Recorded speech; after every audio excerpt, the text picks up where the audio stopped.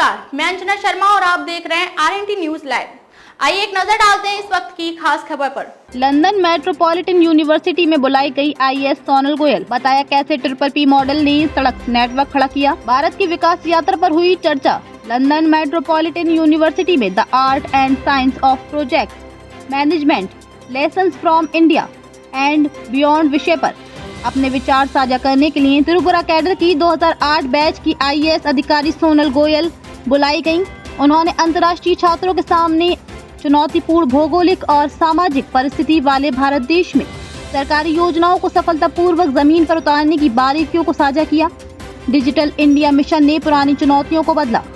सोनल गोयल ने भारत की उन पुरानी चुनौतियों से अपनी बात शुरू की जब देश के पूर्व प्रधानमंत्री राजीव गांधी के मुताबिक ₹1 में से केवल 15 पैसे ही लाभार्थियों तक पहुंचते थे। उन्होंने बताया कि किस तरह 2014 में प्रधानमंत्री नरेंद्र मोदी के नेतृत्व में शुरू हुए डिजिटल इंडिया मिशन ने इस स्थिति को पूरी तरह बदल दिया। उन्होंने प्रधानमंत्री जन धन योजना का उदाहरण देते हुए बताया कि इस पहल के तहत 50 करोड़ से अधिक नागरिकों को बैंकिंग सुविधाओं से जोड़कर डायरेक्ट बेनिफिट ट्रांसफर की नींव रखी गई। इससे बिना किसी बिचौलियों की सरकारी सब्सिडी और योजनाओं का लाभ सीधे जरूरतमंदों तक पहुंच सका। लार्ज स्केल सोशल वेलफेयर के प्रोजेक्ट्स।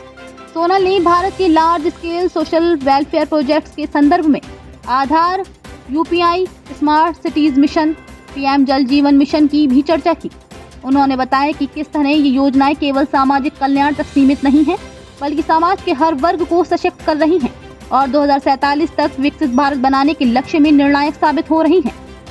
यूरोपीय और ब्रिटिश छात्रों को सोनल आईएएस सोनल गोयल ने समझाया कि कैसे पब्लिक प्राइवेट पार्टनरशिप मॉडल के प्रभावी क्रियान्वयन के चलते भारत में सड़क नेटवर्क 2014 में 91,287 किलोमीटर से बढ़कर दिसंबर 2023 तक 1,46,145 किलोमीटर हो गया।